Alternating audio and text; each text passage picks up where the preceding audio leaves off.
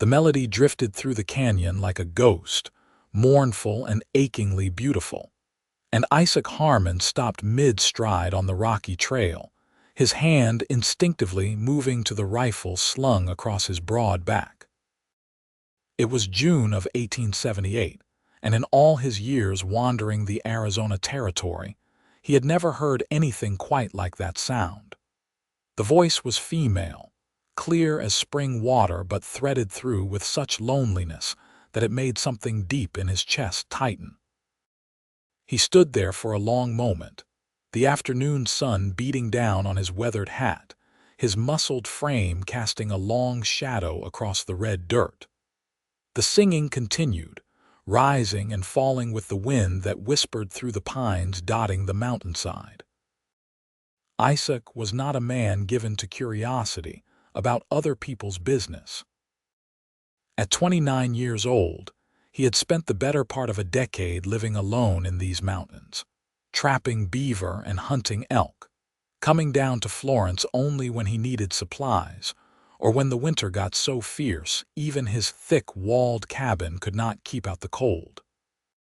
He was a large man, standing well over 6 feet tall, with shoulders broad enough to carry a full-grown deer without breaking stride.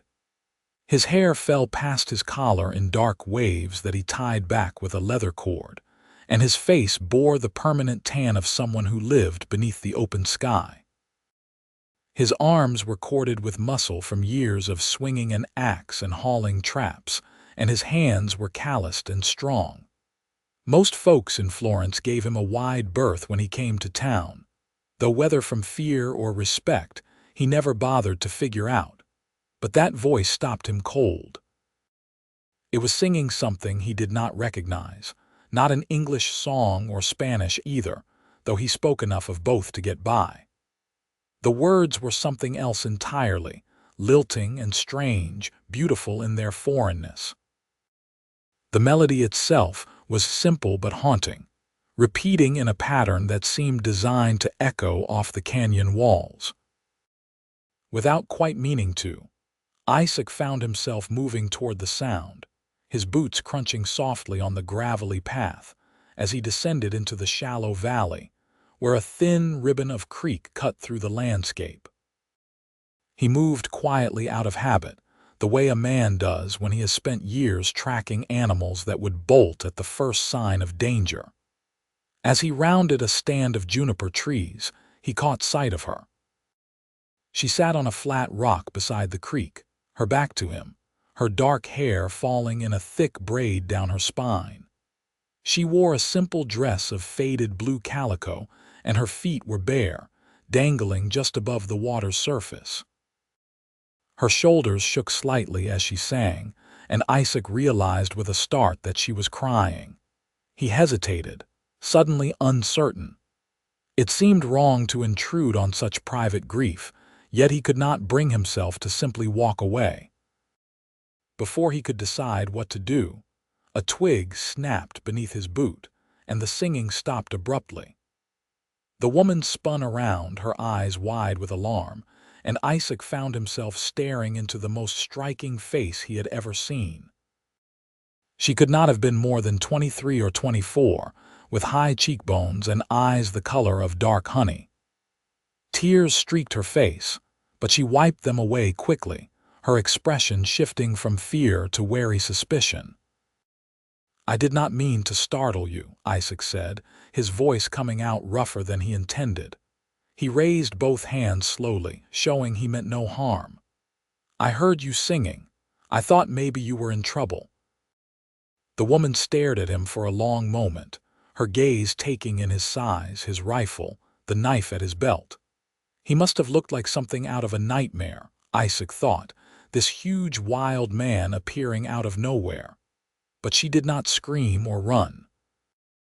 Instead, she straightened her spine and lifted her chin, and Isaac saw the pride in that gesture. "I am not in trouble," she said, and her voice carried the same accent as her song, musical and unfamiliar. "I am alone. That is not the same thing." Isaac lowered his hand slowly. "You are a long way from Florence," he said. This is rough country to be wandering by yourself." "I did not wander," she replied, a flash of defiance crossing her face. "I walked with purpose. I wanted to be away from people. I wanted to sing without anyone hearing." "Well, I heard," Isaac said. He took a few steps closer, careful to move slowly, non-threatening. "That was some powerful singing. Never heard anything like it." The woman's expression softened slightly, though the wariness did not leave her eyes. "It is an old song from my home," she said quietly. "A song of sorrow. Of being far from where you belong." Isaac nodded slowly, understanding that feeling all too well. "Where is home?" he asked. "Norway," she said, and the word carried such weight of longing that Isaac felt it like a physical thing. "A place you have never heard of, probably." "A place across the ocean, where the mountains are green and the summers are short and the winters are long and dark." "I have heard of Norway," Isaac said, surprising himself. "Met a trapper once years back who came from there. He talked about the fjords, whatever those are, sounded beautiful." The woman's eyes widened slightly and something in her face eased. "You know of my country, a little," Isaac admitted. He gestured to the rock where she had been sitting. "Mind if I sit? I have been walking since dawn."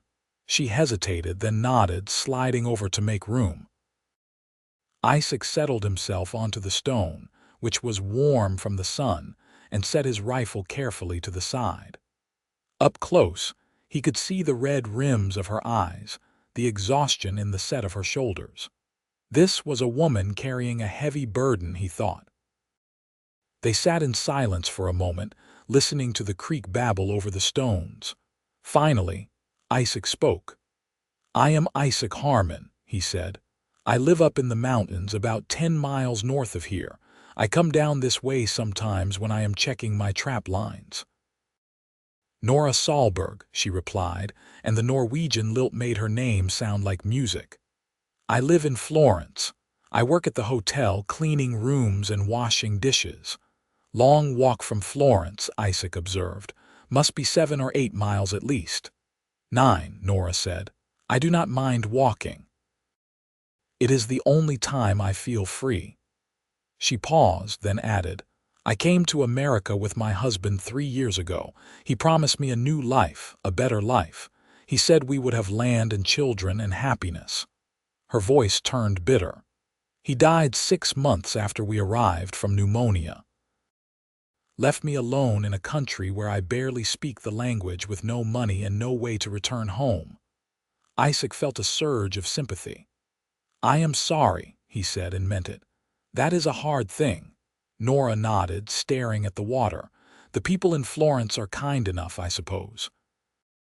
They give me work. They do not treat me badly, but I am always foreign to them. Always the Norwegian woman who talks strangely and cooks strange food. I have no family here, no friends, just work and loneliness and this endless sun." She gestured at the bright Arizona sky. "In Norway, the sky is often gray. But here, it is blue and blue and blue, every day the same, until I think I will go mad from all this brightness." Isaac understood that too. "Sometimes too much of anything becomes its own kind of darkness," he said quietly. Nora turned to look at him, really look at him, and Isaac felt the intensity of that gaze. "You understand," she said, and it was not a question. "I understand being alone," Isaac replied. "I chose it, which is different from your situation, but loneliness is loneliness regardless of how you arrive at it." "Why did you choose it?" Nora asked. Isaac was quiet for a moment, considering how much to tell this stranger. But there was something about her, about the raw honesty of her grief, that made him want to be equally honest. "I was a soldier once," he said. "Fought in the war between the states, saw things that made me not want to be around people anymore. When it ended, I just started walking west. Kept walking until I found these mountains, and then I stopped. That was 9 years ago." Nora nodded slowly. "The war that tore this country apart," she said. "I have heard of it. They say it was terrible." "It was," Isaac said simply. He did not elaborate, and Nora did not press, which he appreciated. I like the mountains, he continued. They are honest. A mountain does not lie to you or pretend to be something it is not. The animals are straightforward. Even when they try to kill you, they do it openly. Not like people, Nora said. Not like people, Isaac agreed. They fell silent again, but it was a comfortable silence now, the kind that happens between two people who recognize something kindred in each other. The sun had begun to sink lower in the sky, painting the canyon walls in shades of orange and red. Isaac knew he should be moving on, should get back to his trap line before dark, but he found himself reluctant to leave. That song you were singing, he said finally. Would you teach it to me? Nora looked at him in surprise. Why would you want to learn it? Isaac shrugged his massive shoulders. It was beautiful, sad but beautiful. And I figure if you are going to be out here singing your sorrows to the canyon, you might as well have someone to sing them with. Something shifted in Nora's expression, something that might have been the beginning of hope or simply the easing of a long-held tension. It is not a complicated song, she said softly. The words are about a bird that has flown far from its nest and cannot find its way home. It sings to the wind, hoping the wind will carry its voice back to the place it loves. Seems fitting, Isaac said. Nora began to sing, just a few lines, slowly so he could hear the melody and the strange Norwegian words. Isaac listened carefully, his brow furrowed in concentration. He had never been much of a singer, but he had a good memory for sounds. When she finished, he tried to repeat it back, stumbling over the unfamiliar syllables. His voice was deeper than hers, rougher, but he matched the melody well enough. Nora actually smiled, a small thing but genuine. Not bad for a first try, she said, but you made the bird sound like a bear. Isaac felt his own mouth curve upward, something that happened so rarely it felt strange. I have been called worse, he said. She taught him the song line by line, correcting his pronunciation, laughing softly when he mangled a particularly difficult word. Isaac found himself enjoying the process more than he had enjoyed anything in years. There was something intimate about learning someone's grief, about taking their sorrow and making it his own, even if only in the form of a song. By the time the sun had touched the horizon, he could sing the whole thing through, his deep voice blending with her lighter one in a way that seemed to transform the melody into something less mournful, less alone. When they finished, Nora was quiet for a long moment. Then she said, "Thank you. I did not realize how much I needed to share that with someone." "I am glad you did," Isaac replied. He stood, feeling the stiffness in his legs from sitting so long. "I should get back before full dark, but I come this way often enough. If you want company for your singing, I would not mind learning more songs." Nora stood as well, brushing off her skirt. "I would like that," she said, and the simple honesty of it made Isaac's chest tighten again in that strange way. He helped her gather her shoes, which she had discarded on the bank, and they walked together back toward the main trail that would lead her to Florence and him deeper into the mountains. When they reached the fork, they hesitated. "Be careful on your way back," Isaac said. "There are mountain lions in these parts and they hunt at dusk." "I will be careful," Nora promised, "and you be careful with your traps. I have heard men can lose fingers to them if they are not cautious." Isaac nodded, oddly touched that she would think to warn him. "I have all my fingers still," he said, holding up his large hands as proof. "I plan to keep them." They stood there for another moment, neither quite wanting to be the first to leave. Finally, Nora took a step down the Florence trail. "Next Sunday," she said. "I have Sundays free from the hotel. If the weather holds, I will come back to the creek. Same place." "I will be there," Isaac said. He watched her walk away until she disappeared around a bend, her dark braids swinging with each step. Then he turned and headed north into the deepening shadows of the mountains. As he walked, he found himself humming the Norwegian melody, and for the first time in many years, the loneliness that was his constant companion felt just a little bit lighter. The week that followed was the longest Isaac could remember in recent memory. He went about his usual tasks, checking his trap lines, hunting for meat, repairing a section of his cabin roof that had suffered damage during the spring rains. But his mind kept returning to that creek, to the woman with the sad song and the fierce pride in her bearing. He caught himself counting the days until Sunday, something he had not done since he was a boy anticipating Christmas. On Saturday evening, he did something he had not done in months. He heated water and took a proper bath, scrubbing away the accumulated dirt and sweat. He trimmed his beard with his hunting knife, trying to make himself look somewhat less like a wild animal. He even dug out a shirt that was not too badly stained or torn, though it stretched tight across his chest and shoulders. Looking at himself in the cracked mirror he kept in his cabin, he barely recognized the man staring back. He looked nervous, he thought. Uncertain. It was an unfamiliar feeling. Sunday dawned clear and bright, the Arizona sky that endless blue that Nora had complained about. Isaac was up before the sun, too restless to sleep. He made himself wait until mid-morning before setting out, not wanting to arrive at the creek so early that he seemed desperate or strange. The walk down from his cabin took just over 2 hours, and with every step, he found himself wondering if she would actually come. Maybe she had thought better of it. Maybe spending time with a mountain hermit did not seem as appealing in the bright light of day as it had in the emotional vulnerability of a lonely evening. But when he reached the creek, she was already there, sitting on the same flat rock, her bare feet dangling over the water.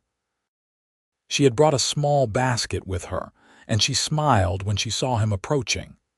The smile transformed her face, chasing away the shadows that had lingered in her eyes the week before. "You came," she said, and there was relief in her voice that matched his own feelings. "Said I would," Isaac replied. He settled himself beside her, noting that she had left more space this time, as if she felt more comfortable with his presence. "You been here long, an hour perhaps," Nora said. "I like to walk in the cool of the morning. By afternoon, the heat becomes too much." She gestured to her basket.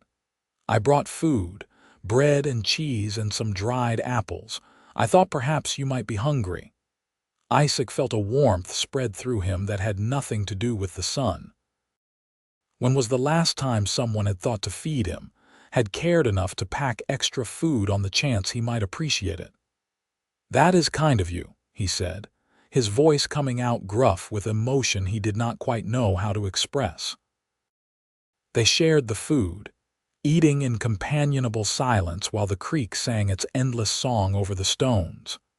The bread was dense and hearty, clearly baked by Nora herself, and the cheese was sharp and flavorful. Isaac ate slowly, savoring not just the taste but the simple pleasure of sharing a meal with another person. "You ever get lonely up there?" Nora asked after a while, gesturing vaguely toward the mountains. "In your cabin, all alone?" Isaac considered the question. "Sometimes," he admitted. "But it is a different kind of lonely than being surrounded by people and still feeling alone. That is worse, I think."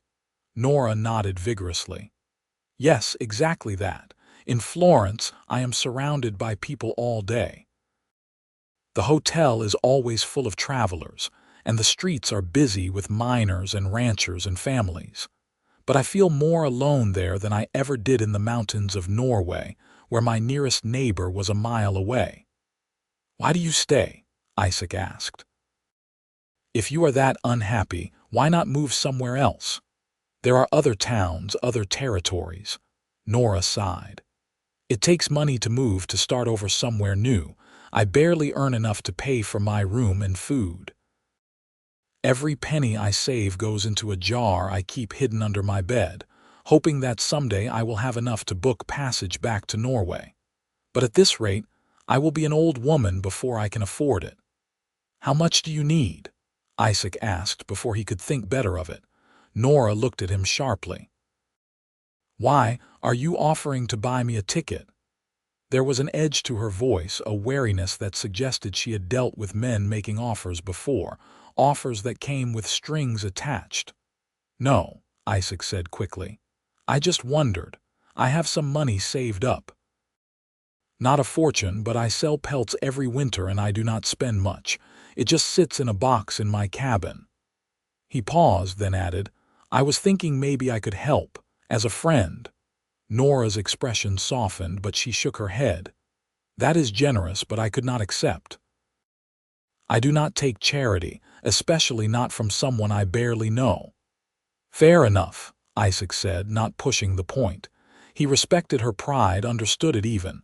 But the offer stands if you change your mind. They spent the rest of the afternoon by the creek.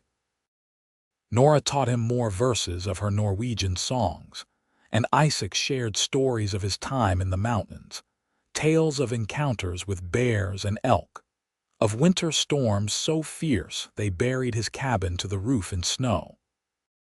He found himself talking more than he had in years, the words coming easier with each passing hour.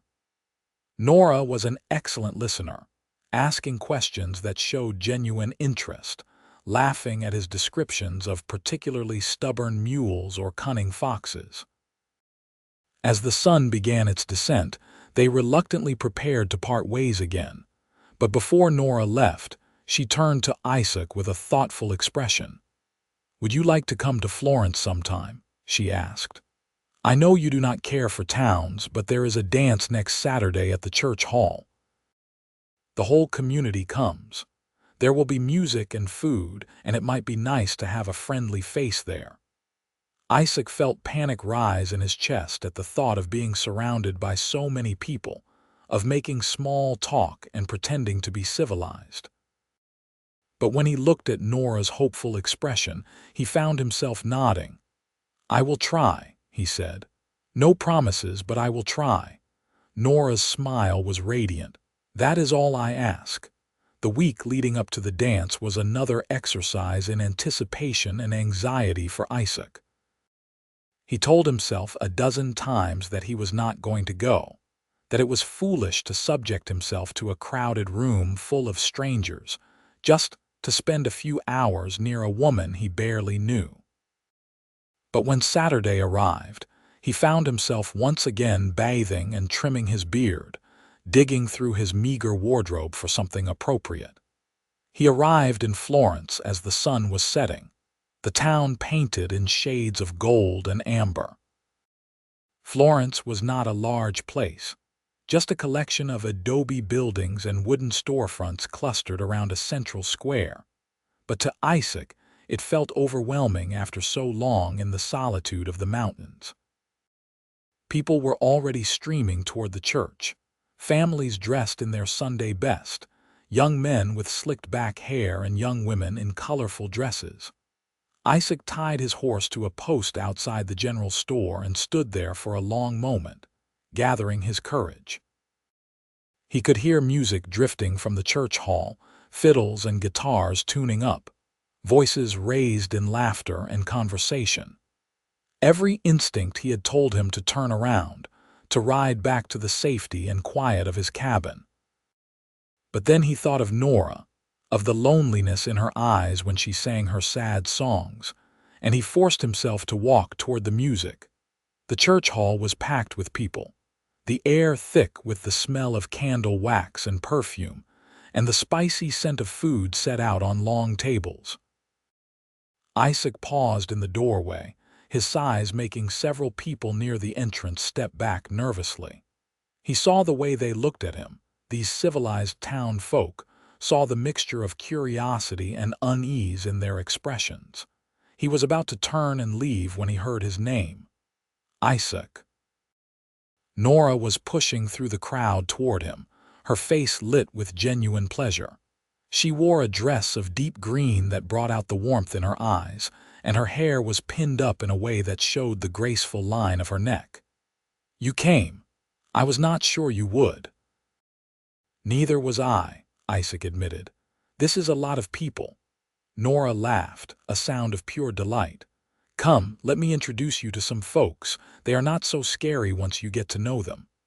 She took his arm, her small hand resting lightly on his muscled forearm, and led him into the crowd. Isaac felt distinctly out of place among these farmers and shopkeepers in their neat clothes and polished boots, but Nora's presence beside him made it bearable. She introduced him to the hotel owner, a portly man named Mr. Garrison, who pumped Isaac's hand enthusiastically and thanked him for keeping the mountains safe from bandits. She introduced him to the blacksmith, a wiry Mexican man named Carlos who looked at Isaac's size with professional interest and asked if he ever needed horseshoes or metalwork done. She introduced him to a dozen other people whose names Isaac immediately forgot, but who all seemed friendly enough once they realized he was not going to eat them. When the dancing started, Isaac hung back near the wall, content to watch, but Nora would have none of it. She pulled him onto the floor despite his protests, and soon he found himself attempting a lively reel, trying not to step on her feet with his large boots. He was clumsy and awkward, moving like a bear among gazelles, but Nora just laughed and guided him through the steps with patience and good humor. "You are doing fine," she said as he nearly tripped over his own feet. "Just relax, feel the music." "I feel like a fool," Isaac muttered, but he was grinning despite himself. "You look handsome," Nora said, and the simple honesty of it made Isaac's heart skip a beat.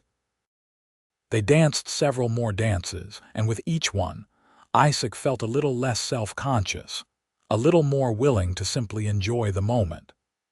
Between dances, they stood at the refreshment table, drinking sweet punch and eating slices of cake that some of the church ladies had baked.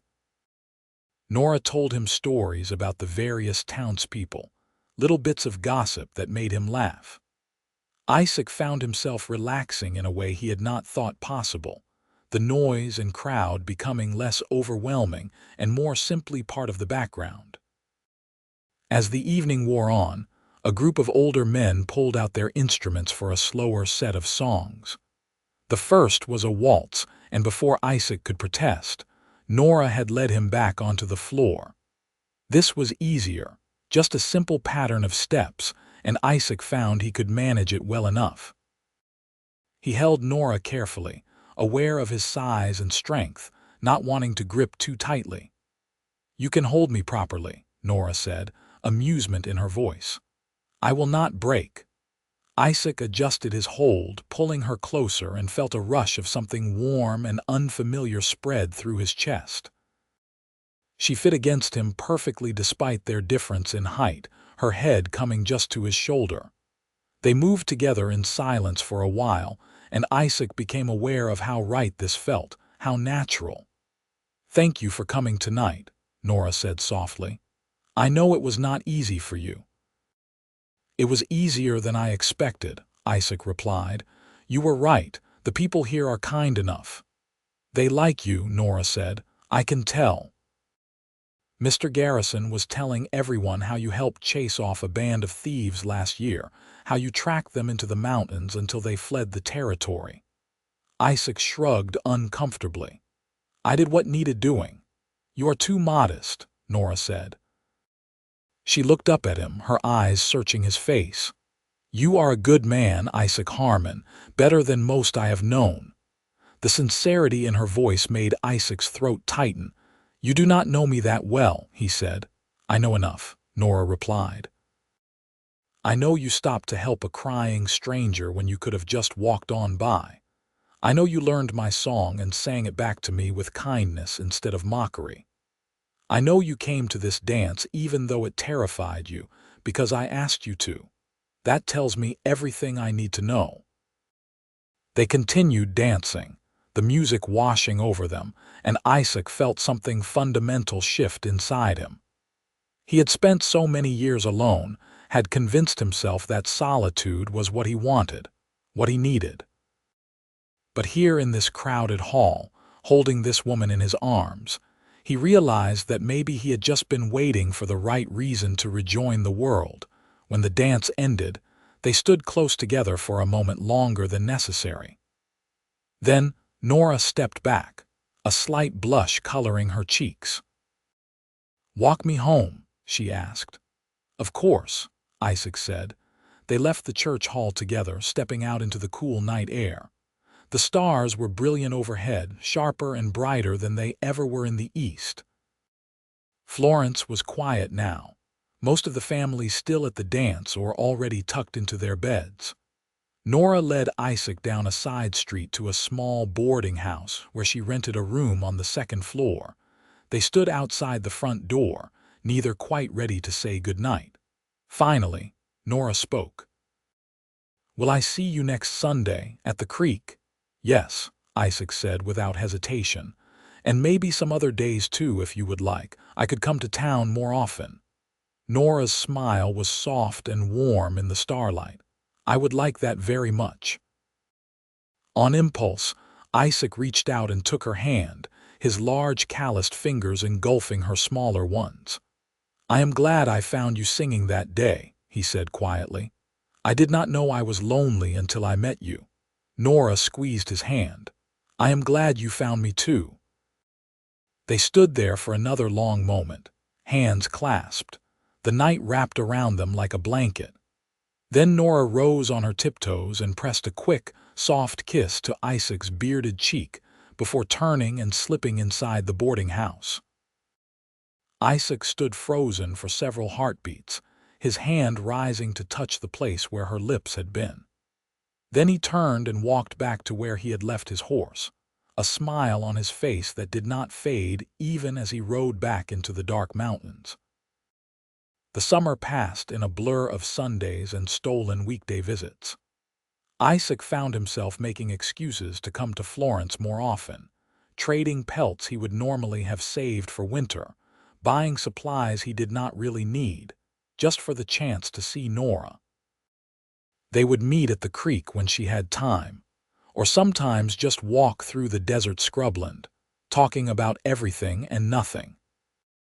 Isaac learned about her childhood in Norway, about the farm where she had grown up with 3 brothers, about the endless summer days when the sun never set, and the winter nights that stretched on forever.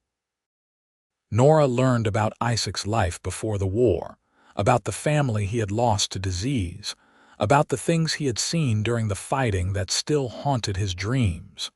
With each meeting, they grew closer.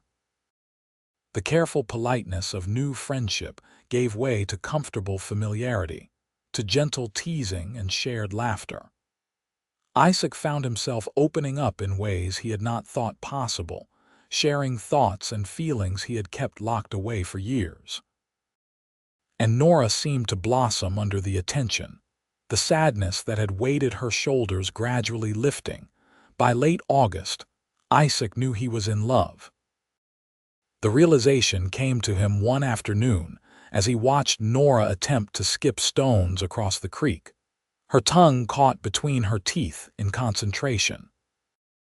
She managed 3 skips before the stone sank, and she turned to him with such triumphant delight that his heart simply overflowed with feeling for her. It was not a dramatic moment, not the stuff of poems or songs. It was quiet and certain and utterly transforming. The question was what to do about it. Isaac had never been good with words, had never learned the art of courtship or romantic declaration. And there was the practical matter of their different lives. Nora worked in town, lived in town, had her routines and responsibilities. Isaac lived in the mountains, miles from the nearest neighbor, in conditions that would be considered primitive by most standards.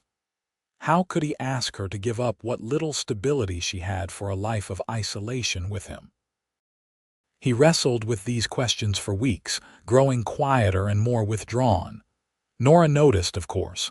She was too perceptive not to. "What troubles you?" she asked one Sunday in early September. They were sitting on their rock by the creek, but Isaac had been staring into the water for the better part of an hour, barely speaking. "Nothing," Isaac said, then sighed at the obvious lie. "Everything." Nora waited, patient as always, giving him time to gather his thoughts. "I have been thinking," Isaac began, then stopped, frustrated with himself. "This is not easy for me, words, feelings. I am better with actions."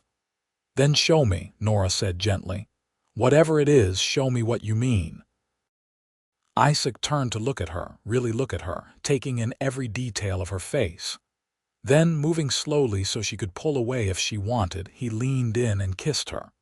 It was gentle and careful, a question more than a statement. For a heartbeat, Nora went still. Then she kissed him back, her hand coming up to rest against his bearded jaw, and Isaac felt like the world had finally clicked into place. When they pulled apart, both breathing hard, Nora's eyes were bright with emotion. "I was beginning to think you would never do that," she said, a tremor of laughter in her voice.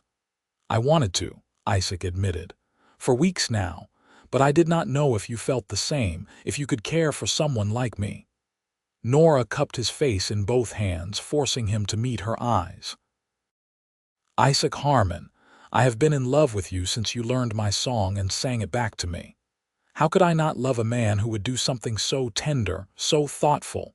You love me," Isaac repeated, needing to hear it again, needing to be sure. "I love you," Nora confirmed. "Completely, truly.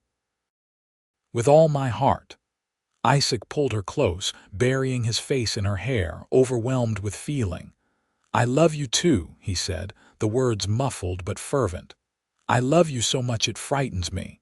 They held each other for a long time, the creek singing its endless song around them. When they finally pulled apart, Nora was smiling even as tears streaked her face. "What do we do now?" she asked. "I want to marry you," Isaac said bluntly. "If you will have me, I know I am not much. I live rough, and I am not good with people, and I do not have much to offer besides a cabin in the mountains, and whatever I can provide with my own two hands. But I will love you every day for the rest of my life. I will work to make you happy. I will sing your songs with you so you never have to be sad and alone again." Nora was crying in earnest now, but her smile was radiant. "Yes," she said. "Yes, I will marry you. I do not care about cabins or money or any of it. I just want to be with you. You make me feel like I have finally found home, even though we are half a world away from where I was born." Isaac kissed her again, longer this time, deeper, pouring all his love and gratitude into the gesture. When they broke apart, both were grinning like fools. "We should tell people," Nora said, practical even in her joy. "We should make it official." "Tomorrow," Isaac said. "We will ride into Florence tomorrow and tell everyone. We will talk to the preacher about getting married. But today, right now, I just want to sit here with you and be happy." So they sat together as the sun tracked across the sky, making plans and dreaming aloud about their future. Nora talked about fixing up Isaac's cabin, about planting a garden in the spring, about learning to hunt and trap alongside him. Isaac talked about building an addition to the cabin to give them more space, about teaching Nora to shoot so she could defend herself when he was away, about the life they would build together in those wild mountains. As evening approached and they reluctantly prepared to part, Nora suddenly began to sing. It was the same Norwegian song she had been singing that first day, the lament of the bird far from home. But this time, when she reached the chorus, Isaac joined in, his deep voice blending with hers. And something miraculous happened. The song that had been so full of sorrow transformed into something else entirely.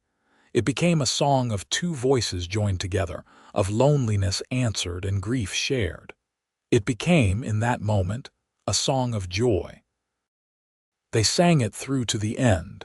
their voices echoing off the canyon walls, and when the last note faded, they stood hand in hand, watching the sunset paint the desert in impossible colors.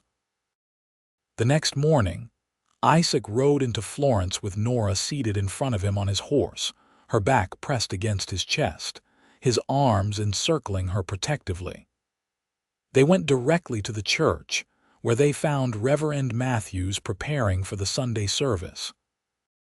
The Reverend was a kind-faced man in his 50s, with graying hair and sharp blue eyes that saw more than most people gave him credit for. He listened as Isaac and Nora explained their desire to marry, his expression thoughtful. "How long have you been courting?" he asked. 3 months, Nora said. "Since June." Reverend Matthews nodded slowly. "That is not very long to know someone before making such a commitment." "It is long enough," Isaac said firmly. "I know what I want. I know she is the only woman I will ever love. Time will not change that." The Reverend looked at Nora. "And you, Miss Solberg, are you certain? Marriage is a sacred bond not to be entered into lightly." "I am certain," Nora said without hesitation. "Isaac is a good man, the best I have ever known. I want to spend my life with him." Reverend Matthews studied them both for a long moment, then smiled. "Very well. I can see that you are both sincere. We will need to post the banns for 3 weeks, as is proper. After that, if neither of you has changed your mind, I will be happy to perform the ceremony." 3 weeks felt like an eternity to Isaac, but he respected the Reverend's requirements. He used the time productively, riding back to his cabin to prepare it for Nora's arrival. He spent days cleaning every corner, washing clothes and bedding, repairing broken furniture. He built a proper wardrobe for her things and installed shelves in the kitchen area for dishes and supplies. He even attempted to make curtains, though the results were so comically bad that he eventually rode to Florence and bought fabric from the general store, paying Mrs. Chen, who ran the place, to sew them properly. Nora, meanwhile, gave notice at the hotel and began packing her few belongings. She told her fellow workers about the upcoming wedding, and the news spread through Florence like wildfire. The strange Norwegian woman was marrying the mountain man. People had opinions, of course. Some thought Nora was making a terrible mistake, throwing away her life for a man who lived like a hermit. Others were happy for her, glad to see her finally finding some measure of peace after years of lonely struggle. The 3 weeks passed in a flurry of preparation and anticipation. Isaac came to town every few days, helping Nora sort through her things, meeting with Reverend Matthews for the required counseling sessions. The Reverend proved to be a wise and understanding man, offering advice without being preachy, sharing insights about marriage that Isaac filed away carefully in his memory. Finally, the 3rd Sunday arrived. The wedding was set for after the morning service, and it seemed like half of Florence had decided to attend. Isaac stood at the front of the church in his best clothes, which were still rough by town standards but clean and neatly pressed. His hands shook slightly as he waited, nerves making his stomach churn. Then the church doors opened, and Nora appeared, and every anxious thought fled Isaac's mind. She wore a simple white dress that Mrs. Chen had helped her make, with flowers from the desert woven into her hair. She looked beautiful beyond words, her face glowing with happiness as she walked down the aisle toward him. The ceremony itself passed in a blur. Isaac heard himself repeating the vows the Reverend prompted, heard Nora's clear voice promising to love and honor him. He slipped a simple gold band onto her finger, a ring he had bought from the jeweler in town, using most of his savings. Then, Reverend Matthews was pronouncing them husband and wife, and Isaac was kissing Nora in front of all these witnesses, sealing their commitment before God and the community. The church erupted in applause and cheers. Someone started playing a fiddle, and suddenly there was music and laughter. The congregation moved to the church hall, where the ladies of Florence had prepared a wedding feast. There was roasted meat and fresh bread, vegetables from the local gardens, and 3 different cakes. People came up to offer congratulations, to shake Isaac's hand and kiss Nora's cheek. Even those who had been skeptical about the match seemed caught up in the joy of the occasion. Isaac and Nora danced together, swaying to the music, lost in each other despite the crowd around them. At one point, someone called for the bride and groom to sing, and after some coaxing, Nora taught the gathering her Norwegian bird song. Isaac sang it with her, their voices twining together, and when they reached the chorus, several of the townspeople tried to join in, mangling the unfamiliar words but making up for it with enthusiasm. The song that had begun as a lament of loneliness had become, in this moment, a celebration of community and love. As the afternoon wore on, and the celebration began to wind down, Isaac and Nora slipped away. They rode north together on Isaac's horse, Nora's belongings tied in bundles behind the saddle. The journey to the cabin took several hours, and they arrived as the sun was setting, painting the mountains in shades of purple and gold. Isaac helped Nora down from the horse, then swept her up in his arms, carrying her over the threshold as tradition demanded. Nora laughed, her arms around his neck, and kissed him soundly. "Welcome home, Mrs. Harmon," Isaac said, setting her gently on her feet. Nora looked around the cabin, taking in the clean floors, the new curtains, the carefully arranged furniture. "You did all this for us," Isaac corrected. "This is our home now." Nora's eyes filled with tears, but she was smiling. "It is perfect," she said. "Absolutely perfect." They spent their first evening as a married couple, talking quietly by the fire, sharing dreams and making plans. Isaac showed Nora around the cabin, pointing out where he stored supplies, explaining his routines and schedules. Nora talked about the garden she wanted to plant in the spring, about preserving food for winter, about all the ways she would make this rough cabin into a true home. As night deepened, they retired to the bed Isaac had built with his own hands, and there in the privacy of their mountain sanctuary, they came together as husband and wife, expressing with touches and whispered endearments what words could not fully convey. Isaac was gentle despite his size and strength, patient and attentive to Nora's needs, and she responded with a passion that surprised and delighted him. They learned each other's bodies with the same careful attention they had given to learning each other's hearts, finding joy and pleasure in the intimacy they now shared. Afterward, they lay tangled together, Nora's head on Isaac's broad chest, his arms wrapped protectively around her. Through the window, they could see stars scattered across the night sky like diamonds on black velvet. "Are you happy?" Isaac asked, needing to hear it. "Happier than I have ever been," Nora replied, pressing a kiss to his chest. "I feel like I have been searching my whole life for you, without even knowing what I was looking for." "I know exactly what you mean," Isaac said, tightening his embrace. "I was lost and you found me." "We found each other," Nora corrected. "That is how it was meant to be." The first months of marriage were an adjustment for both of them.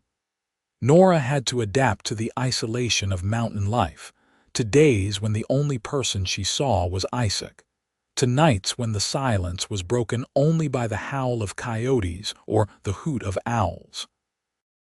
But she proved surprisingly resilient, taking to the solitude with the same determination she had shown in learning English and surviving on her own in a foreign country. Isaac taught her to shoot, starting with a small rifle and gradually working up to larger weapons.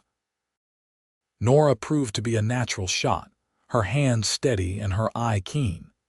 He taught her to identify animal tracks, to read the signs of weather in the clouds and wind, to move quietly through the forest.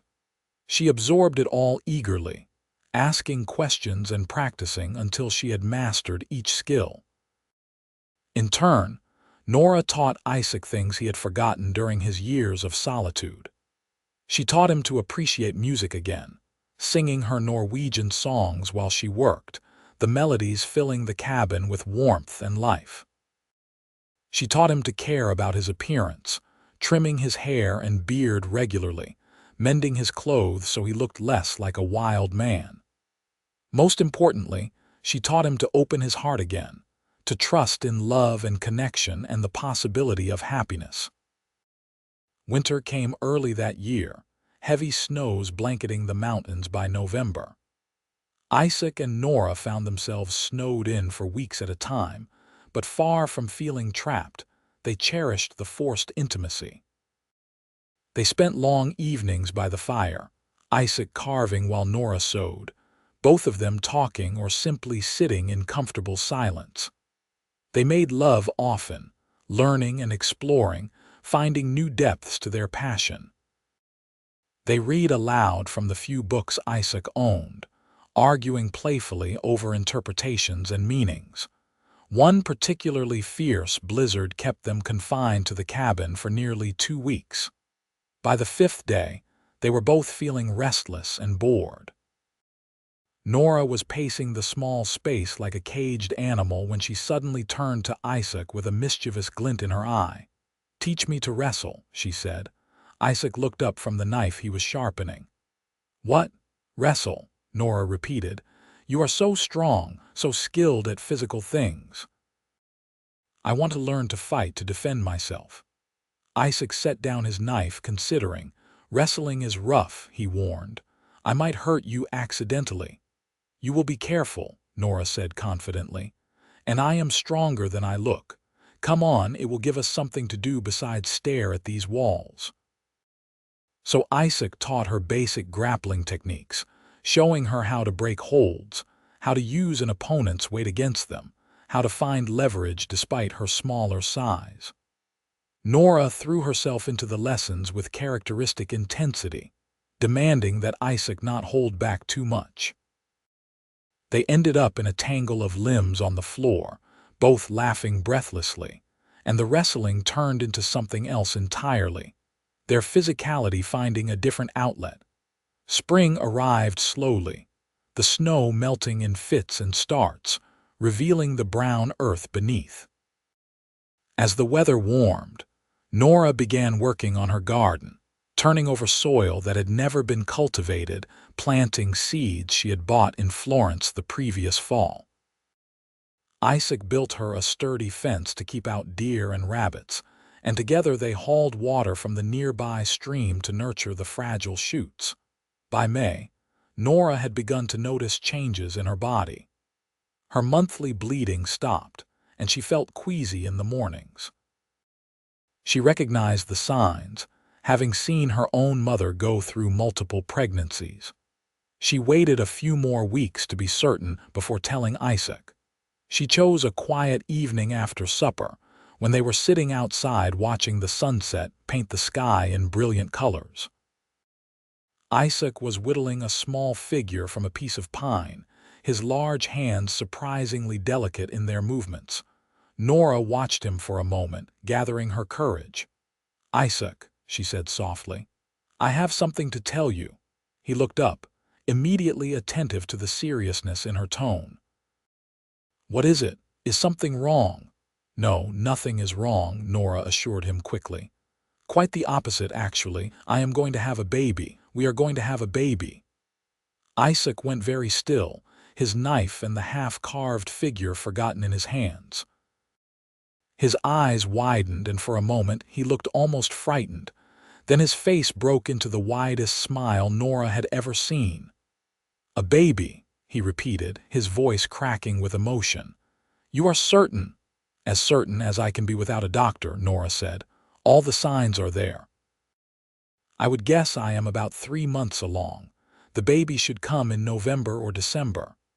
Isaac set down his carving carefully, then reached for Nora, pulling her into his arms with a gentleness that belied his strength. "A baby," he said again, wonder in his voice. "We are going to be parents." "Are you happy?" Nora asked, though she could feel the answer in the way he held her, in the rapid beating of his heart against her cheek. "Happy does not even begin to describe it," Isaac said. "I thought I had everything I could ever want when you agreed to marry me. But this, a child, our child, it is more than I ever dared to dream." They held each other as the sun sank below the horizon, both overwhelmed with joy and anticipation, and a little bit of fear at the enormity of what lay ahead. The pregnancy progressed smoothly through the summer months. Nora's morning sickness faded, replaced by a ravenous appetite and boundless energy. Her garden flourished, providing fresh vegetables that supplemented Isaac's hunting. Her belly grew round and full, and Isaac found himself constantly touching it, marveling at the life growing within. As autumn approached and Nora's due date drew nearer, Isaac became increasingly anxious about the logistics of the birth. They were miles from the nearest doctor, and while Nora had helped with births in Norway, she had never actually delivered a baby herself. After much discussion, they decided that Nora should go to Florence a few weeks before her due date, staying with Mrs. Chen, who had offered her spare room. The town had a midwife, an experienced woman named Sarah, who had delivered most of the babies born in Florence over the past 20 years. In early November, as the first snows began to dust the mountain peaks, Isaac and Nora made the journey to Florence. Mrs. Chen welcomed them warmly, fussing over Nora and ordering Isaac to bring in her bags and make her comfortable. Isaac rented a room at the hotel, wanting to be close by when the baby came. The waiting was agony. Days stretched into weeks, and Nora remained stubbornly unpregnant-looking despite being past her due date. Sarah, the midwife, examined her and declared that everything was fine, that some babies just took their time. Isaac paced the streets of Florence like a caged bear, unable to settle, jumping at every message that someone wanted to speak with him. Finally, on a cold December morning just after dawn, Mrs. Chen's young son came running to the hotel. "Mr. Harmon, you must come quick. The baby is coming." Isaac ran the 3 blocks to Mrs. Chen's house, his heart pounding. He burst through the door to find chaos. Nora was in the bedroom, her cries of pain making Isaac's blood run cold. Sarah, the midwife, met him at the door, blocking his way. "You cannot come in," she said firmly. "This is women's work. You would just be in the way." "That is my wife in there," Isaac said, trying to push past. "She needs me." "What she needs is for you to stay out here and let us do our job," Sarah said, surprisingly strong for such a small woman. "Go boil water, pace the floors, do whatever you men do, but you are not coming into this room until that baby is born." Isaac wanted to argue, but another cry from Nora made him step back. He spent the next several hours in a state of near panic, alternating between pacing the small living room and standing outside the bedroom door, listening to the sounds within. Mrs. Chen kept him supplied with coffee and reassurances that everything was normal, that Nora was doing fine, but Isaac could not shake his fear. Finally, as the winter sun was setting, he heard a new sound. A baby's cry, strong and healthy and utterly miraculous. Isaac's legs went weak with relief. A moment later, Sarah opened the bedroom door, her face tired but smiling. "You have a son," she said. "A big, healthy boy, and your wife is doing well. She is tired, but she came through it like a champion." Isaac did not remember moving, but suddenly he was in the bedroom at Nora's side. She lay propped up on pillows, her hair damp with sweat, her face pale with exhaustion but glowing with joy. In her arms was a small bundle wrapped in soft blankets, and as Isaac approached, she pulled the fabric aside to reveal a tiny red face, eyes squeezed shut, mouth open in a yawn. "Our son," Nora said softly. "Isaac, we have a son."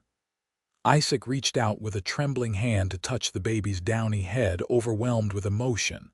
The child was so small, so fragile, yet so perfect. 10 tiny fingers, 10 tiny toes, a button nose and rosebud mouth. Isaac felt tears streaming down his face and did not bother to wipe them away. "He is beautiful," Isaac managed to say. "You are beautiful. You did so well, Nora. I am so proud of you." Nora smiled tiredly. "Would you like to hold him?" Sarah helped transfer the baby into Isaac's large, careful hands. The child weighed almost nothing, fitting easily in Isaac's palms, and the mountain man stood frozen, terrified he might somehow break this precious new life. But the baby settled against his chest, making small snuffling sounds, and Isaac felt his heart expand with a love so fierce it was almost painful. "What should we name him?" Nora asked. They had discussed names for months but had never quite settled on one. Now, looking down at his son's face, Isaac knew. "Nathaniel," he said. "After my father, Nathaniel Harmon." "Nathaniel," Nora repeated, testing it. "Yes, I like that. Hello, little Nathaniel. Welcome to the world." They stayed in Florence for 3 weeks after the birth, giving Nora time to recover and Nathaniel time to grow a bit stronger before attempting the journey to the mountain cabin. Isaac spent those weeks in a haze of wonder, learning to change nappies and soothe a crying baby, watching Nora nurse their son with a tenderness that made his heart ache. He had never imagined he could love anything as much as he loved Nora, but the baby had carved out his own space in Isaac's heart, a space Isaac had not even known existed. Finally, when the midwife declared Nora and the baby healthy enough for travel, they made the journey home. Isaac had fashioned a special sling that allowed Nora to carry Nathaniel against her chest, keeping the baby warm and secure during the ride. They traveled slowly, stopping frequently to rest and nurse, but eventually they crested the final ridge and saw the cabin below, smoke from the chimney indicating that everything was as they had left it. The first months with a new baby were exhausting and wonderful in equal measure. Nathaniel was a healthy child but demanding, waking every few hours to nurse, crying when he was wet or cold or simply wanting attention. Isaac and Nora took turns walking him when he was fussy, singing to him the Norwegian lullabies that Nora had learned from her own mother.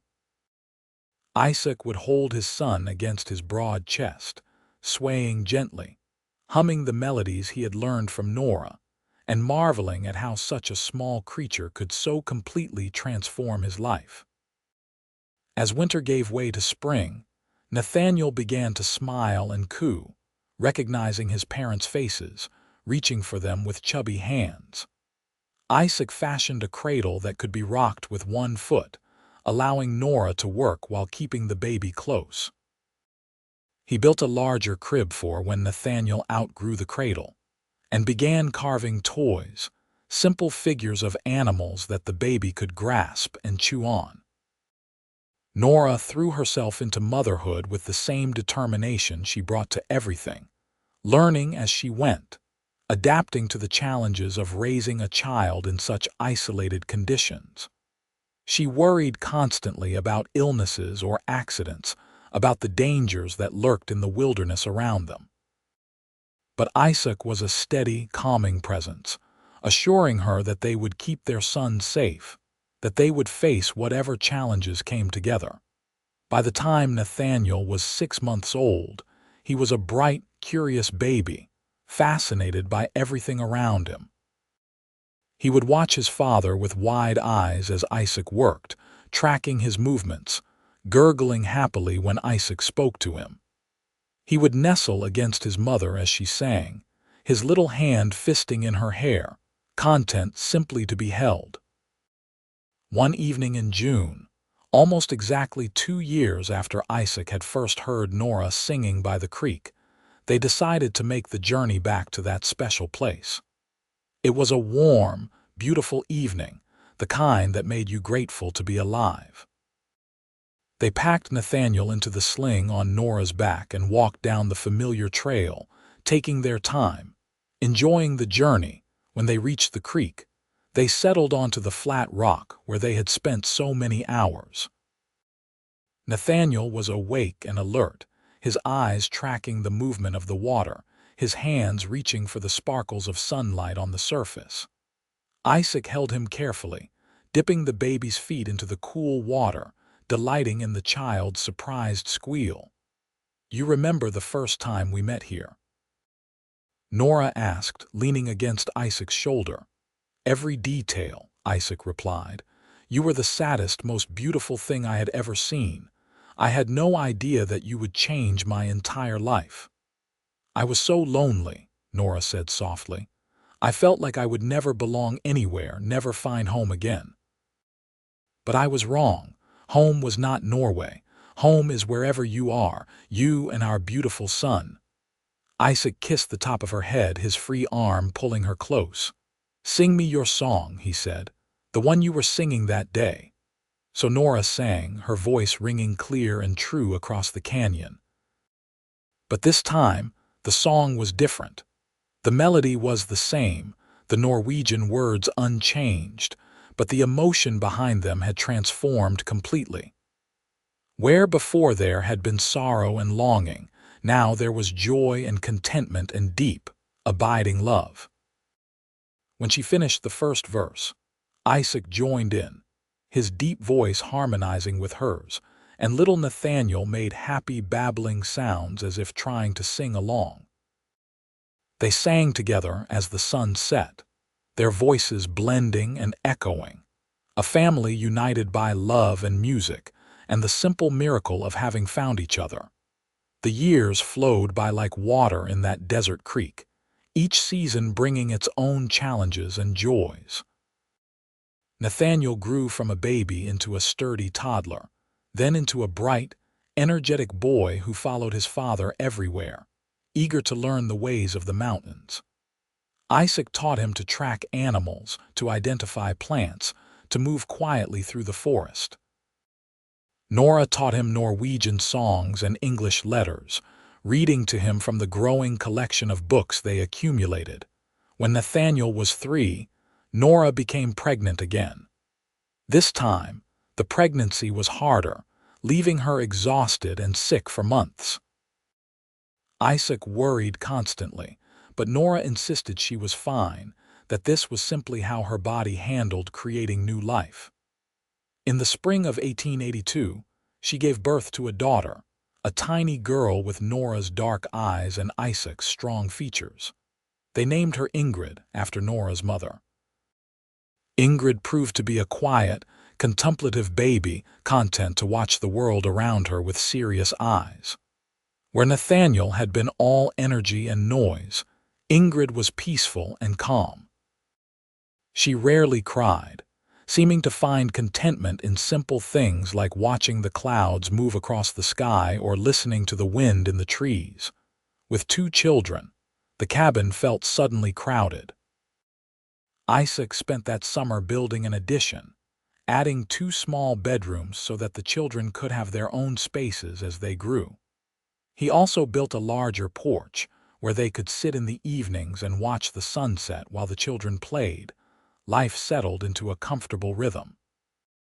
Isaac continued his trapping and hunting, but now he rarely traveled far from the cabin, unwilling to leave Nora alone for long with 2 small children. Nora managed the household with quiet efficiency, cooking and cleaning, tending her garden, teaching the children, and still finding time to sing, her voice a constant backdrop to their lives. They made the journey to Florence several times a year, for supplies and to maintain connections with the community. Nathaniel and Ingrid charmed everyone they met, the townsfolk delighting in watching the mountain children grow. Reverend Matthews, now elderly but still sharp, took particular interest in the family, often inviting them to Sunday dinner after service. When Nathaniel was 7 and Ingrid 4, Isaac and Nora decided it was time to teach the children properly. Nora had been giving them basic lessons, but both parents felt strongly that their children should have a real education. The problem was the distance to the schoolhouse in Florence, which was too far for such young children to travel daily. After much discussion, they worked out an arrangement with the schoolteacher, a young woman named Miss Porter. During the warm months, Nathaniel would stay with Reverend Matthews during the week, attending school and helping with chores around the church. On weekends, Isaac would ride down to collect him. It was not ideal, having their son away so much, but both Isaac and Nora knew the value of education. Nathaniel took to school eagerly, proving to be a quick learner with a particular aptitude for mathematics and natural sciences. He would return home on weekends bursting with stories about what he had learned, sharing his knowledge with Ingrid, who listened with rapt attention. Isaac and Nora were immensely proud, though they missed having him around during the week. As the children grew, the cabin became a place of laughter and noise and constant activity. Nathaniel would chase Ingrid around the yard, both of them shrieking with delight. They would help their mother in the garden, more hindrance than help but enthusiastic nonetheless. They would sit with their father in the evenings, listening to his stories of the mountains, of the animals he had encountered, of the adventures he had before they were born. On special occasions, the whole family would go to the creek, to that flat rock where Isaac and Nora had first connected. They would sing together, the children learning the Norwegian songs, their young voices adding new dimensions to the familiar melodies. Isaac would watch his family, his heart so full he thought it might burst, hardly able to believe that this was his life now. One evening when Nathaniel was 10 and Ingrid 7, Nora found Isaac sitting alone on the porch, staring up at the stars. She settled beside him, tucking herself under his arm in the way that had become second nature over the years. "What are you thinking about?" she asked. "How different my life is now," Isaac said quietly. "How different I am. Before I met you, I was just existing, not really living. I had convinced myself that I was content with solitude, that I did not need anyone, but I was lying to myself. I was just too afraid to risk being hurt again." Nora squeezed his hand. "And now I cannot imagine life without you, without the children, without all of this." Isaac gestured at the cabin, the mountains, the stars. "You gave me back my life, Nora. You gave me a reason to care, to hope, to love. You gave me everything." "We gave each other everything," Nora corrected gently. "I was lost too, remember? Alone in a strange country, working myself to exhaustion just to survive, convinced I would never be happy again. Then you appeared out of nowhere, this giant of a man who heard my sad song and learned it so he could sing it back to me. How could I not love you after that?" Isaac pulled her close, pressing a kiss to her temple. "Do you ever miss Norway? Ever regret staying here instead of saving for passage home?" Nora was quiet for a moment, considering. "Sometimes I miss the physical place," she admitted. "The mountains, the fjords, the long summer days. I miss my brothers and wonder if they are well. But regret? Never. This is where I belong. With you, with our children. This is home now, truly and completely." They sat in comfortable silence, watching shooting stars streak across the sky. From inside the cabin came the sound of the children's laughter as they played some game before bed. It was a perfect moment, simple and profound. In the spring of 1886, when Ingrid was 8 and Nathaniel nearly 12, Nora discovered she was pregnant again. The news surprised them both, as they had assumed their family was complete. But surprise quickly gave way to joy, and that November, just before the first major snowstorm of the season, Nora gave birth to another son. They named him Eric, a Norwegian name that Nora had always loved. Eric was a healthy, happy baby who seemed to smile constantly. Nathaniel and Ingrid were thrilled with their new brother, fighting over who got to hold him, singing to him, entertaining him with toys and silly faces. Isaac, now in his late 30s, felt a renewed sense of wonder at this new life, this unexpected gift. With 3 children, life became even more hectic and joyful. The cabin rang with noise from dawn to dusk, with children's voices and laughter and the occasional argument. Isaac expanded the addition again, giving Nathaniel his own space as the boy approached adolescence. Nora seemed to be constantly cooking, cleaning, or tending to one child or another, but she did it all with patient good humor. The years continued to pass. Nathaniel grew into a strong, capable young man, tall and broad like his father but with his mother's quick mind and gentle spirit. He helped Isaac with the trapping and hunting, learning to read the mountains the way some men read books.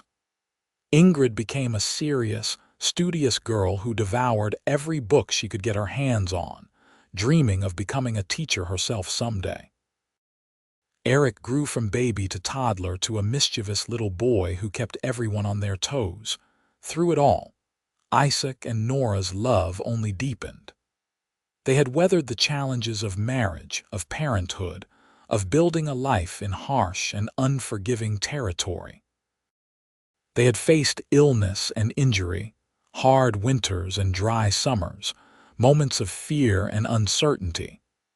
But they had faced it all together, their bond growing stronger with each trial overcome. They still made time for each other, stealing moments alone when the children were occupied or asleep. They still went to the creek when they could, sitting on their rock, singing their songs.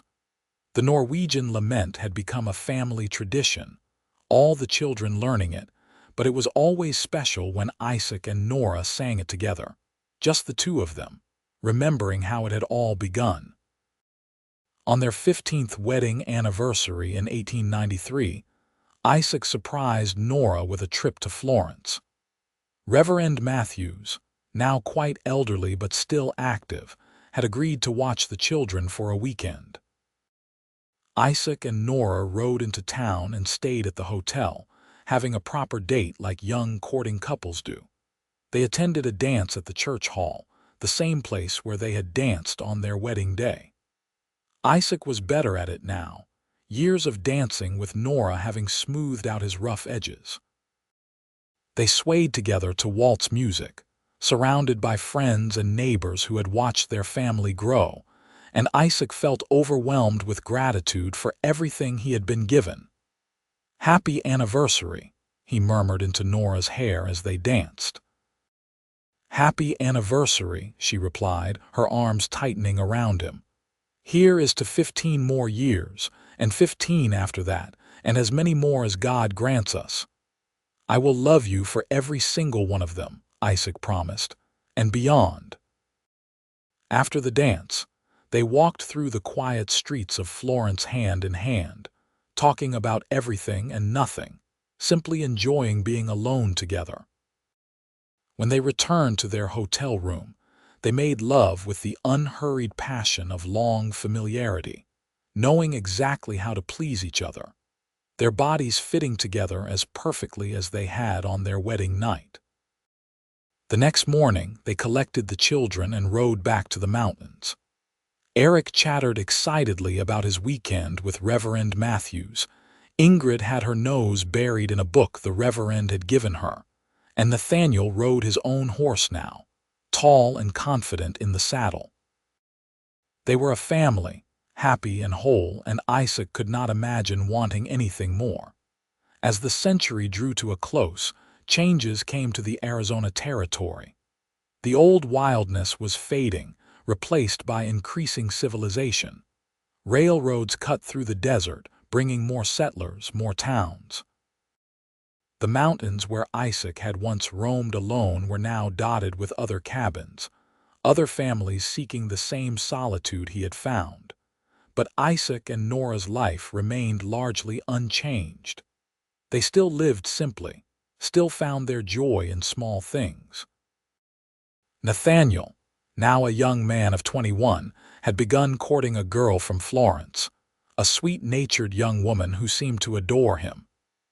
Ingrid, at 17, had indeed become a teacher, taking over the schoolhouse in Florence during the week while still returning home on weekends. Eric, now 12, was already showing signs of his father's size and strength, though he had his mother's love of music and often sang as he worked. On a warm evening in June of 1900, exactly 22 years after they had first met, Isaac and Nora made the pilgrimage to their creek. The children were all otherwise occupied, Nathaniel in town with his sweetheart, Ingrid preparing lessons, Eric spending the night with a friend from Florence. For the first time in years, Isaac and Nora were alone. They sat on their rock as the sun set, the familiar landscape painted in gold and shadow. They were both older now, silver threading through their hair, lines marking their faces, but their love was as strong as ever, perhaps stronger for having been tested and proven through 2 decades of marriage. "You remember what you were singing that first day?" Isaac asked, though of course he knew she did. "Of course," Nora said. "The bird's song, the lament for home."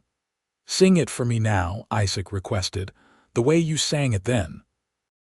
Nora began to sing, her voice not quite as strong as it had been at 23, but still beautiful, still full of emotion. She sang of the bird lost and alone, crying for the home it could not reach. But when she finished the verse, her voice transformed, becoming lighter, happier, and she sang new words, words she had written herself over the years, words about a bird that found a new home, found a mate, built a nest and raised fledglings, found joy in unexpected places. When she finished, Isaac took up the melody, singing the same hopeful verses in his deep, rumbling voice. Their voices blended and echoed off the canyon walls, carrying across the desert, a song of transformation, of sorrow turned to joy, of loneliness answered with love. As the last notes faded, they sat in silence, the desert alive around them with the sounds of evening. A coyote called in the distance, and somewhere an owl hooted. The creek burbled over its stones, constant and eternal. "I would do it all again," Nora said quietly. "Every hardship, every struggle, every moment of fear or pain. I would do it all again to end up right here, right now with you." "As would I," Isaac agreed. He stood, pulling Nora to her feet, and began to dance with her there on the rock, with no music but the wind and the water, moving together in perfect harmony. 2 souls who had found each other against all odds and had built something beautiful and lasting. They danced as the stars came out, as the moon rose full and bright, as the desert cooled around them. They danced until they were breathless and laughing, feeling young again despite their years. Then they settled back onto the rock, Nora tucked against Isaac's side, his arm around her shoulders, and watched the night sky wheel overhead. "Thank you," Isaac said suddenly. "For what?" Nora asked. "For being sad that day," Isaac said. "For singing where I could hear you. For giving me a chance when you had every reason to be wary of strange men appearing out of the woods. For loving me back. For everything." Nora turned to kiss him, sweet and gentle. "Thank you for stopping when you heard me, for learning my song. For singing it back to me with joy instead of sorrow. For showing me that home is not a place but a person. For being that person for me." They remained at the creek until the moon was high, talking and remembering and dreaming about the future. Eventually, they made their way back to the cabin, hand in hand on the familiar trail, comfortable in the darkness. Their life continued in its pleasant rhythm for many more years. Nathaniel married his sweetheart and gave them grandchildren, 3 beautiful babies who called Isaac and Nora by Norwegian terms of endearment. Ingrid eventually married as well to a young lawyer from Tucson, though she continued teaching until her own children came. Eric showed no signs of settling down, content to help his father with the trapping and hunting, learning all the old mountain skills that were rapidly disappearing from the modern world. Isaac and Nora grew old together, their bodies slowing but their spirits remaining strong. They celebrated their 25th anniversary, then their 30th, surrounded by children and grandchildren, by friends old and new. They remained in their mountain cabin, refusing to move to town even as others urged them to consider something less isolated in their advancing years. "This is where we built our life," Nora said firmly when Ingrid suggested they consider a house in Florence. "This is where we belong. We will leave here when the Lord calls us home, and not before." Isaac could not have agreed more. The cabin held decades of memories, every board and beam infused with their love and labor. The mountains were in his blood, as necessary to him as breathing. And Nora, his beloved Nora, loved it all as much as he did. On their 35th wedding anniversary, Isaac was 71 and Nora 68. They were both still healthy and active, though certainly not as spry as they once had been. Their children threw them a celebration in Florence, the entire town turning out to honor the couple who had become something of a legend. The mountain man and the Norwegian woman, people said, telling their story to newcomers. The man who heard her singing sadly and learned her song to sing it back with joy. During the celebration, someone asked them to sing together. Isaac and Nora looked at each other, smiling, and began the Norwegian bird song that had started it all.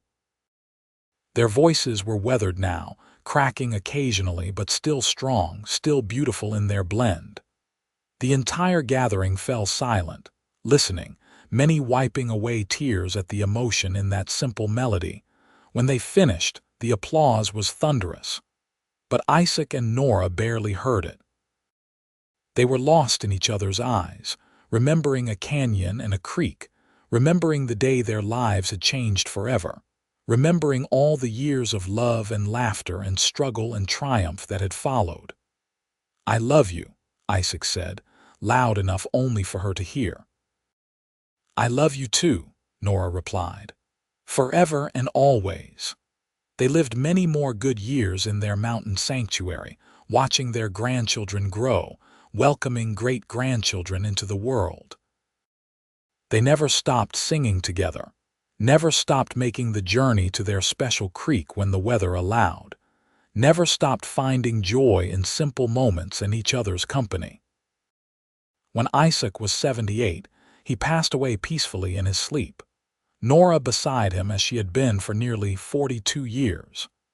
His last words were, "I love you," and his last sight was of her face, wreathed in the morning light filtering through their bedroom window. Nora grieved deeply, but did not break. She remained in the cabin, cared for by Eric, who had never left, visited often by her children and grandchildren and great-grandchildren.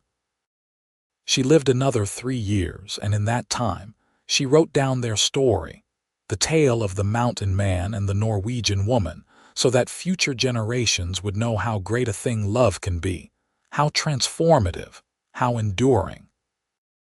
On a warm June evening, 45 years almost to the day after she had first met Isaac, Nora asked Eric to take her to the creek. He wrapped her in blankets and carried her gently down the familiar trail, settling her on the flat rock where so much of her life had unfolded. Nora sat there in the fading light, remembering. She could almost hear Isaac's voice harmonizing with hers, could almost feel his strong arms around her. She began to sing the bird's song, her voice thin and wavering but still carrying the melody. As the sun touched the horizon, painting the canyon in impossible shades of gold and crimson, Nora sang the last note and closed her eyes. Eric found her there, peaceful and smiling, her face turned toward the sunset. She had gone to join her beloved Isaac, and those who knew them both felt certain they were together again, somewhere beyond this world, singing their songs of joy for all eternity. The cabin still stands today, maintained by the descendants of Isaac and Nora Harmon. The creek still flows, singing its endless song over the stones. And sometimes, if you are very quiet and very lucky, you can hear two voices on the wind, blending in perfect harmony, singing of a bird that was lost and found home, singing of loneliness transformed into joy, singing of a love that death itself could not diminish. Their story became part of the fabric of Arizona's history, passed down through generations. The mountain man who heard a woman singing sadly to herself alone, who learned her song and sang it back with joy, who loved her so completely that he transformed both their lives. The Norwegian woman who had been so lost and lonely, who found in the wild mountains of a foreign land exactly what she had been searching for all along. It was, in the end, the simplest and most profound of stories. Two lonely souls who found each other, who chose love over fear, who built a life together filled with laughter and music and deep, abiding joy. They had their struggles and their sorrows, as all lives do, but they faced them together, their love a constant source of strength and comfort.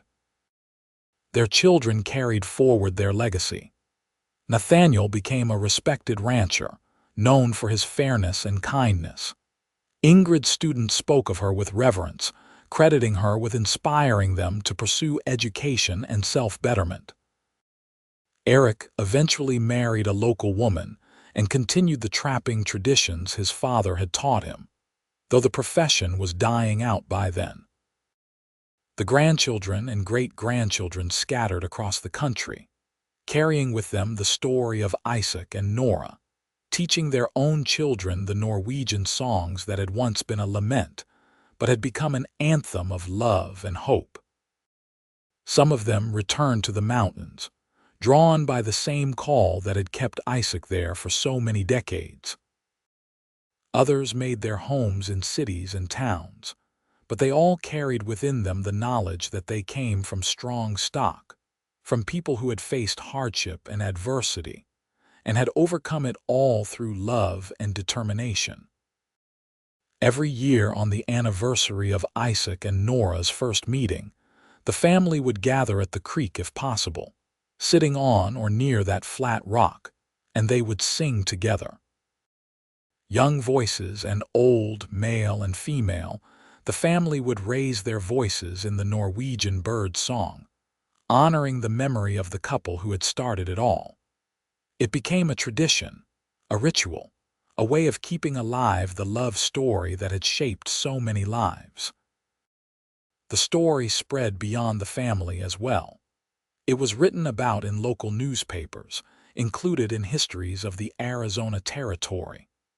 Folk singers composed ballads about the mountain man and his Norwegian bride.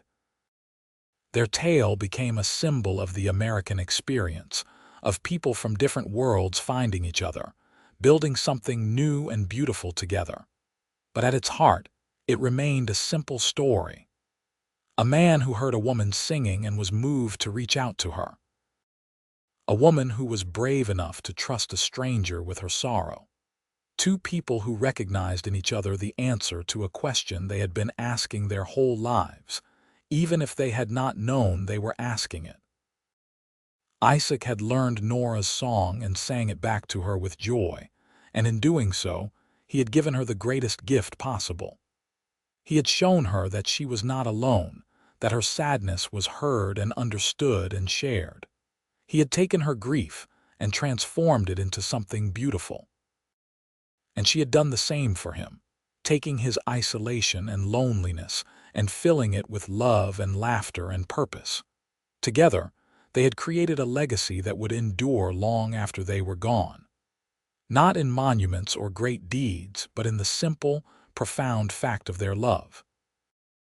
In the children they raised and the grandchildren who carried their blood and their stories. in the songs that still echoed through those desert canyons, in the memory of two people who chose each other, who built a life together, who proved that love can transform even the saddest song into a melody of joy.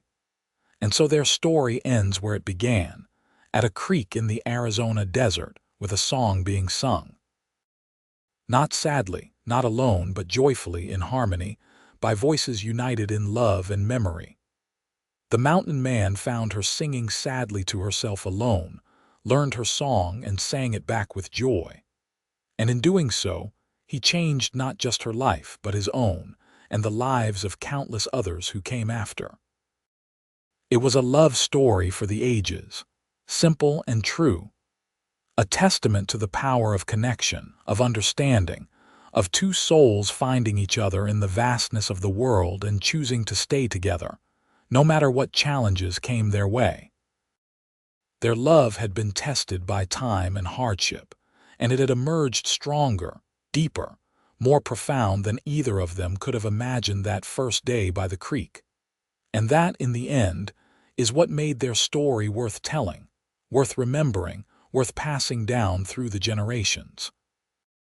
Not because it was extraordinary or impossible, but because it was real. Two real people with real struggles who found real love and built a real life together. A life filled with music and laughter and the simple joy of being together. A life that proved, beyond any doubt, that sometimes the saddest songs can become the most joyful if only someone is willing to learn them and sing them back with love.